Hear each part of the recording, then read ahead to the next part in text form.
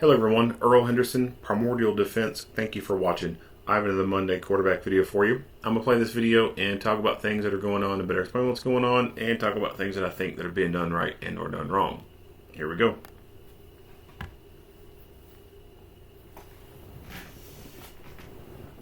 Hello, my name is Brian Bauer, a sergeant with the Phoenix Police Department's Public Affairs Bureau.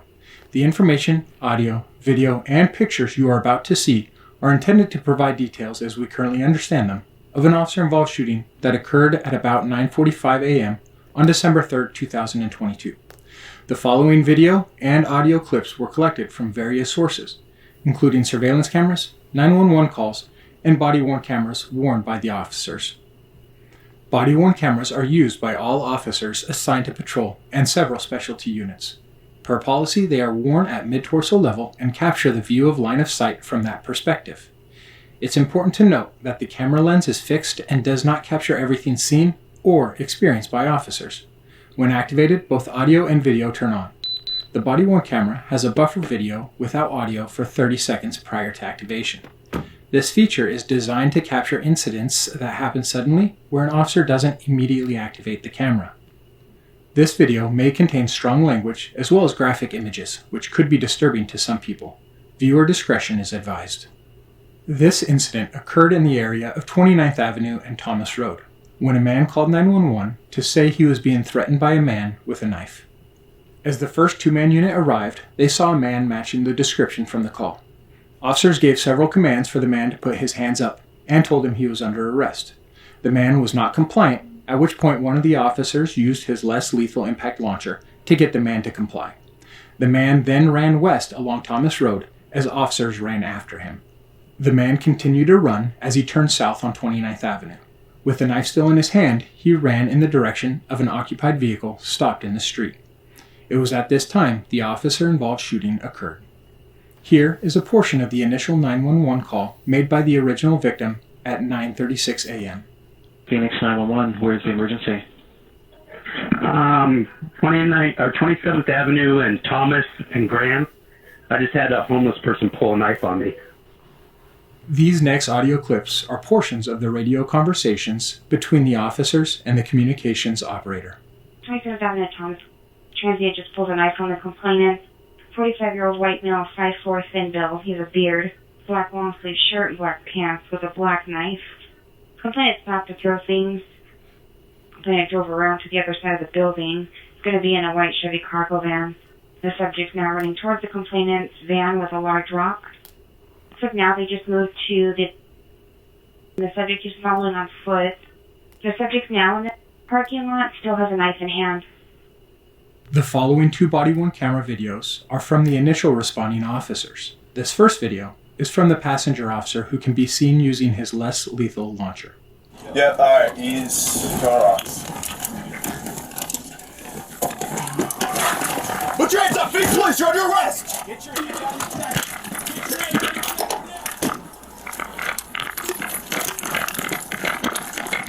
Phoenix Police, you're under arrest!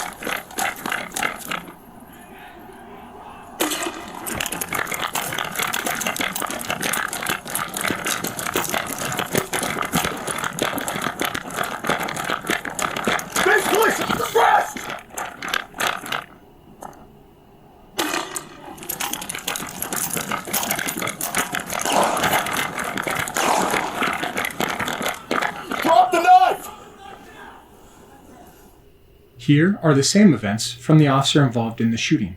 Right here. Put your hands up, Phoenix Police, you're under arrest! Get your hands out of your jacket! Get your hands out of your jacket now!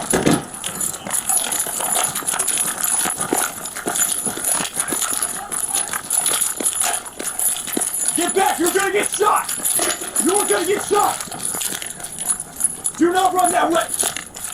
Doctor, I need you up here! Get your hands out of your pocket! Drop the knife now! Drop the knife now!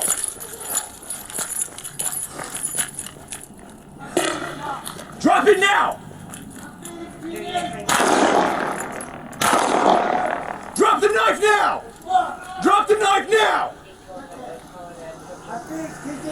Put your hands out!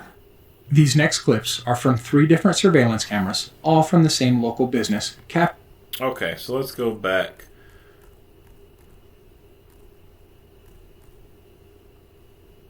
to this one since Are the same events from the officer involved in the shooting. Right here.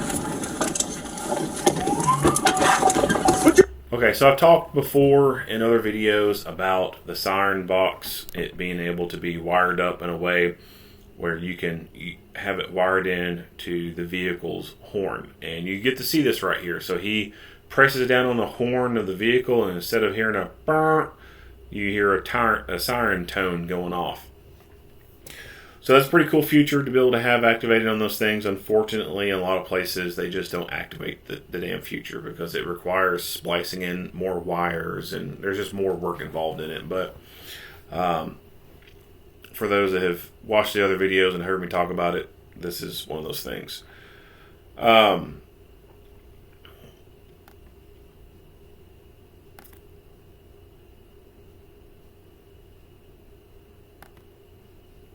So he is pretty hot on this guy's tail. The guy's still got a weapon, so his only choice at this point is the right choice that he's doing right here, and that is to cover the threat with a lethal weapon until you can be covered with a less lethal weapon. Now, his partner does have that launcher, and that is less lethal. However, he is too far away for it to be considered less lethal coverage. So this officer is doing the right thing, providing that lethal cover on this guy, because this dude could suddenly just stop in his tracks and turn and start the charge towards the officer. And if this officer had a taser out and tried to deploy tasers, this guy's quickly approaching him now, and the taser fails, then that guy could get on him and start slashing and stabbing before he could get his gun out and put incapacitating rounds on target. Your hands out of your pocket! Drop the knife now! Drop the knife now! We hear him call for his partner earlier and say that he needs to get up there. I'll talk about that here in a little bit. Drop it now!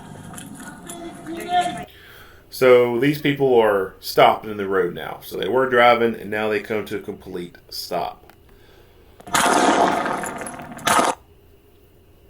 This guy was going towards the vehicle. Now, do we know if this guy had the mindset of going and getting in that vehicle? No. We don't know that for sure. He could have intended to just run past the vehicle.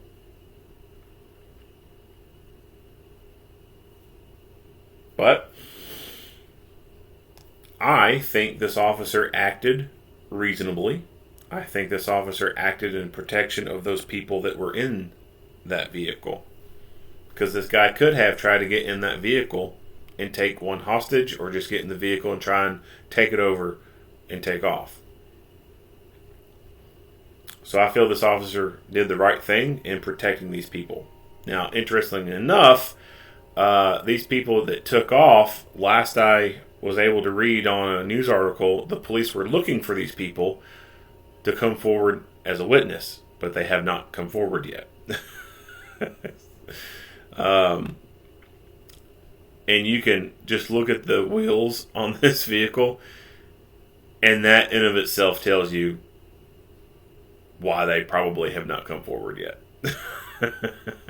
Anytime I see wheels like this on a car, that tells me that they are probably involved in some stuff that is not legal.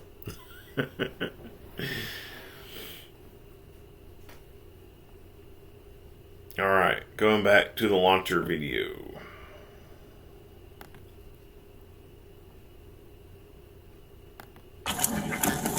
So we have a single tube that is firing what is probably 40 millimeter projectiles. It could be 37 millimeter, I don't know for sure. But either way, it's a single tube. It's a breech action weapon.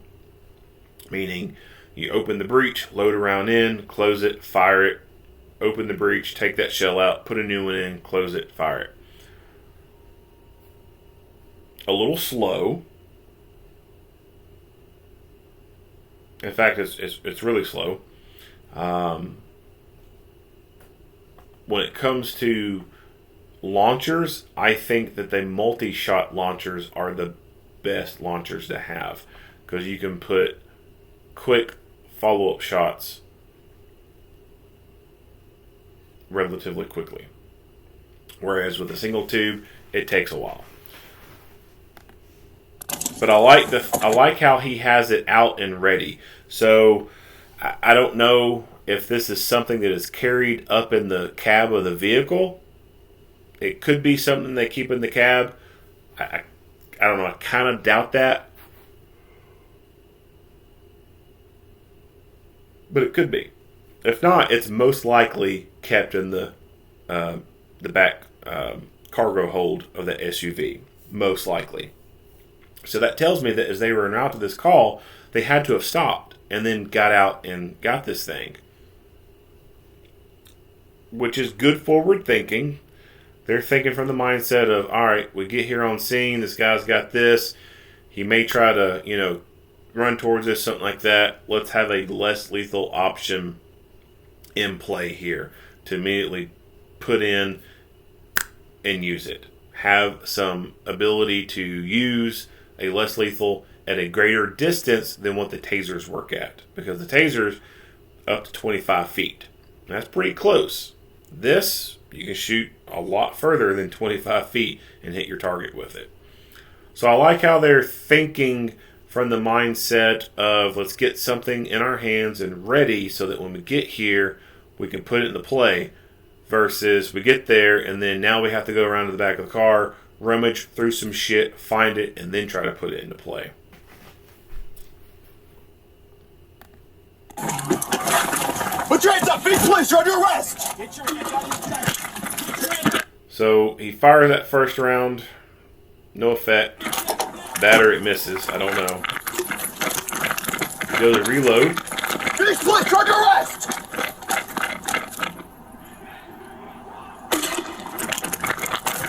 Fires that second round.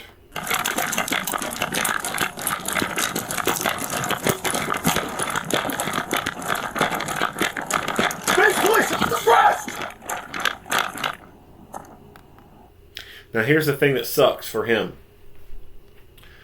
To get this weapon stabilized enough to put the sights on him and fire to put around on him, he has to stop running.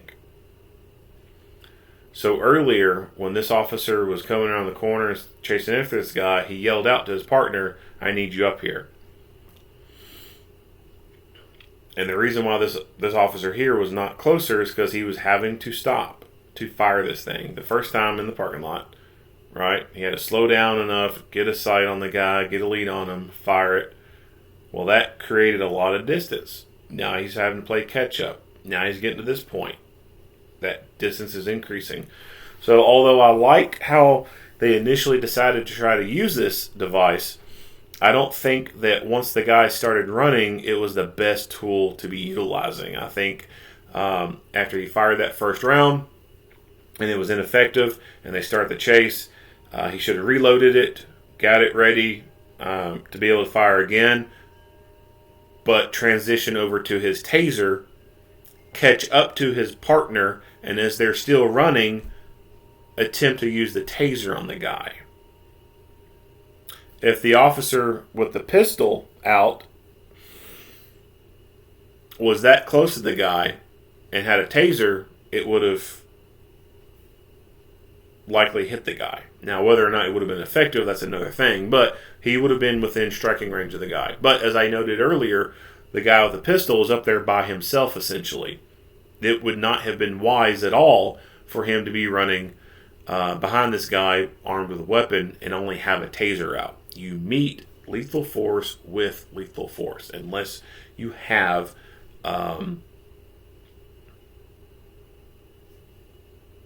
someone else providing that lethal coverage. That's the only time you can go to less lethal.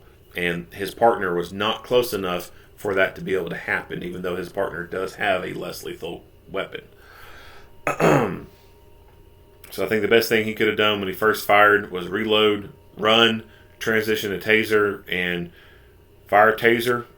If that's ineffective, then it's ineffective. Then he could maybe pause again to get a beat on this guy and fire another round.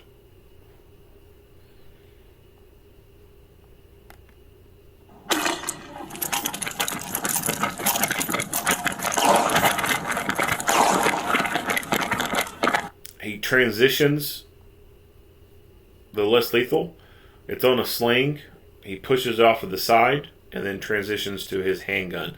I like the utilization of the sling. I see too many times in a lot of videos people not using their slings properly. This guy is using his sling properly. It's the whole point of the sling. Drop the knife! Here are the same events from the officer involved in the shooting. Right here. Put your hands up! Face police!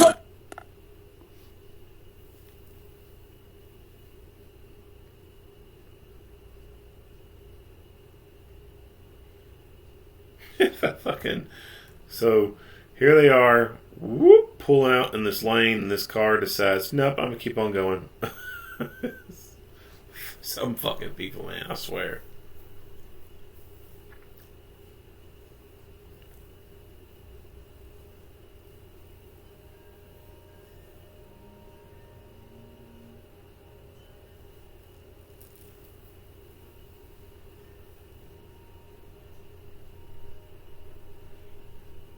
So yeah, if his partner, let's back this up. If his partner was right in here, he would be within striking distance for taser. Now, this distance right here, would it have been super effective?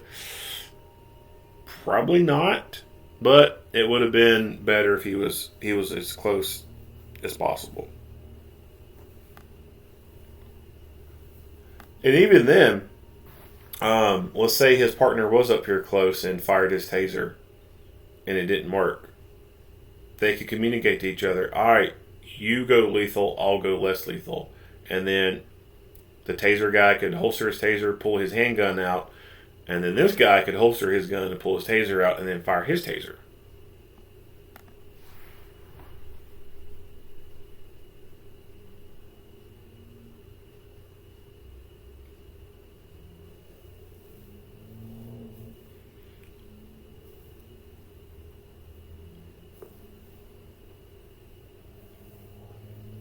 Officers provided medical aid to the man and requested Phoenix Fire Department to respond for follow-up care.